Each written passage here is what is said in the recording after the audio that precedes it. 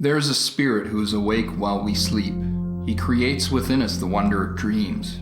He is the creator, the spirit of light, who in truth is called immortal. Everything that exists because he sustains it, and beyond him, no one can go. Fear and anxiety are the same experience as excitement and anticipation. The only difference, respectively, is whether you're losing or acquiring something. Anger is an essential emotion. Anger is power. But without patience, anger is only destructive.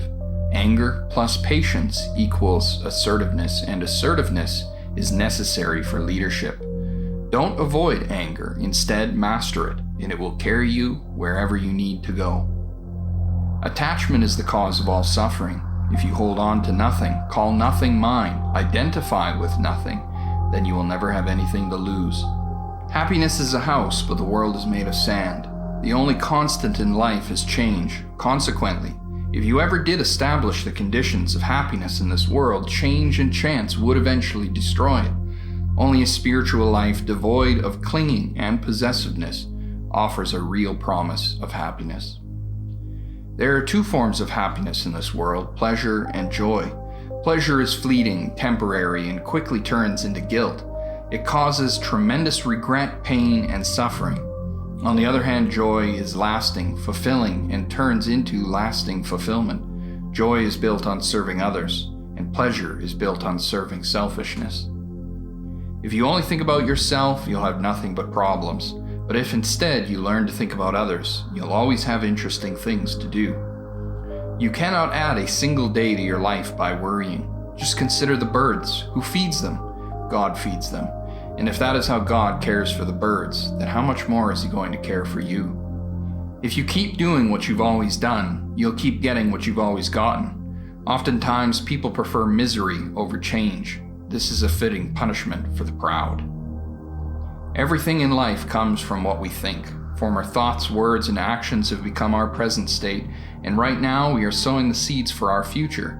If with a polluted and toxic mind one speaks and acts, then pain naturally follows, just as the cart naturally follows the horse. If instead with a pure mind one speaks or acts, then ease follows as an ever-present shadow. Vulgar food or dirty clothes do not make someone filthy. Rather, it is an evil heart that truly makes someone filthy. All evils are born from the heart. Murder, adultery, incest, thievery, war, violence, all such evils begin in the heart. Don't say to yourself, I'm justified before God because I belong to this community, or I practice this religion, or I profess such and such a creed. I'll tell you now that God can raise devotees from the very stones. Rather, it is those who do what is right who will reap a fitting reward. Behold, the axe is already set upon the stump, and every tree that bears bitter fruit will be cut down and thrown upon the fire. He hit me, he abused me, he beat me, he deprived me. For those who hold such grudges, hostility never ends. But for those who forgive and forego such grudges, hostility ceases. Just as rain penetrates a poorly roofed house, so powerful emotions penetrate a dull mind. Just as rain cannot penetrate a well-roofed house, so too passions cannot penetrate a cultivated mind. If reading many religious texts one does not put them into practice, then he is like a cow herder who spent the entire day counting someone else's cows. He has no share in the religious life. But if instead one reads only a few religious texts but puts them into practice, abandoning attachments to this world, delusion, and hate, then that one has a place in the religious life. One who reads about the wisdom of an integrity-filled life and immediately forgets what he has read is like someone who looks in the mirror and immediately forgets what he has seen.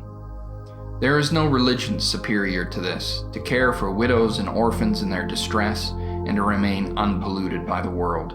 Without this, religion is worthless. The diligent are like immortal beings, but the negligent are as if they're already dead.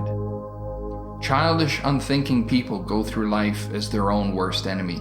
They perform detrimental actions and then choke on their own bitter fruit. As long as the consequences haven't come, the childish one thinks he's eating honey. Then the consequences come, and the taste is bitter. Just as a solid rock is unshaken by the wind, so are the wise unshaken by praise and blame. Those whose minds are well trained in factors of full awakening, who delight without clinging in the renunciation of grasping, such bright ones, impulses destroyed, are in this very world set free. A general might conquer 1,000 armies, but the one who conquers himself is superior. If a person does something valuable, they should do it again and again. They must create that impulse within themselves. Even a very large bucket is eventually filled, even by single drops. Ease is the accumulation of valuable actions. All conscious beings desire happiness and fear suffering. Even a tiny, small ant says to himself, "I want to be happy, and I do not want to suffer." Since all beings desire happiness and fear suffering, you, being similar, should have compassion on all forms of life. Do unto others as you would have them do unto you. This is the fulfillment of all the laws and the prophets. Looking at this world like a bubble, seeing it as merely a dream, one passes through life invisible to the Lord of Death. Perceiving this world like a rock, seeing it as emphatically real, one passes through life like an ox burdened profoundly under the yoke of death.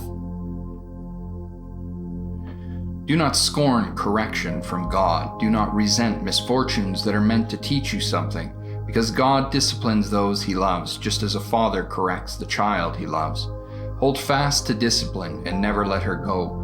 Keep your eyes on her. She is your life. The path of the upright is like the light of dawn, its brightness growing to the fullness of day.